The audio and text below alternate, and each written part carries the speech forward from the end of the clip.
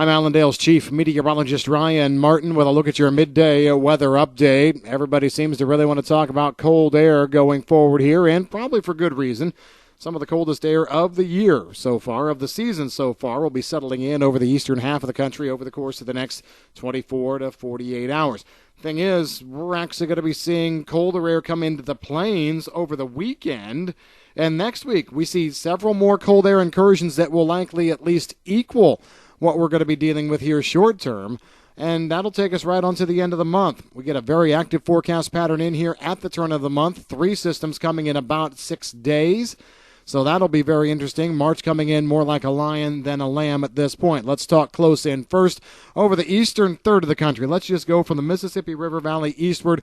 Coldest temperatures will be in either tonight into tomorrow morning or tomorrow night into Friday morning. The second day temperatures are actually going to be colder in areas like, let's say the Smokies down through the Tennessee Valley, down into Florida, areas farther east. You go from Indiana westward, the coldest temperatures might actually be here tonight into tomorrow morning. Probably doesn't matter when they are. It's still the fact that they are coming. No doubt about it. Cold air is here. Does this have any major impact on crops? Well, generally speaking, we might still hear some people try and talk about winter kill on wheat. The short-term temperatures here, what we see before the end of the week over the hard red winter wheat belt, where maybe there's not quite as much snow cover, they're not all that impressive. The impressive temperatures happening farther east where there is snow cover. We may flip that on its ear as we go through the weekend and into early next week. Temperatures there a little bit colder over the plains, but still, it's not like we're talking about a big push below zero for multiple days in a row. So I think any talk about winter kill has got to be just that talk. It's probably not a big deal overall. And as we go through the next few weeks or so, precipitation will be top of mind. Got another monster winter storm. It looks like it wants to hook out of the southern plains up across the Corn Belt through the weekend. I'm looking for rain and snow and potentially some heavy snows, maybe not to rival what happened across parts of Indiana, Illinois, and Ohio, 2 weeks ago? Probably not quite there, but it still could be a significant snow event somewhere in there. It all depends on the track. As we go into the end of next week, the 28th into the 1st, another nice system coming out of the plains. We've got a system for the 3rd and 4th. We've got a system likely for the 8th and 9th or somewhere in there.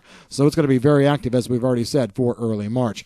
Taking a look at South America, no real significant change in the thought process here. I'll put it this way. If we were a little bit concerned about it being maybe too wet in parts of Brazil with regard to harvest and plant, if we had that concern yesterday, there's nothing on the models here today, especially at midday, that would all of a sudden say, you know what, no, we're not concerned about that anymore. Now, if we were having a bit of a concern yesterday, that's still got to be around today, although we will say exactly what we said yesterday as well and in our online write-up this morning. So far, not really hearing a lot of complaints, really loud complaints out of Brazil soybean areas yet either. So it may be a perception versus reality thing. I don't know. We'll have to see. But still, 1 to maybe 5 inches of rain over the next 10, 12 days in parts of Brazil soybean areas. Argentina corn looks great. Midday model still showing this very nice high-pressure dome coming in, settling over a large part of Argentina. It's a southern high-pressure dome, which is the same as us getting a high-pressure dome to move in from the north, right in the heart of summer. Temperatures almost perfect for corn growth and development down there. So we're really not seeing any major hard-hit South American problems. We just want to keep our eye on this moisture for the bean side and second crop corn planting side. It just doesn't seem like it's ideal to me. But that's just one man's opinion. That's what we've got in our forecast here at midday. Have a great rest of your day. If you've got any questions on the weather, give us a call at Allendale. I'm Chief Meteorologist Ryan Martin.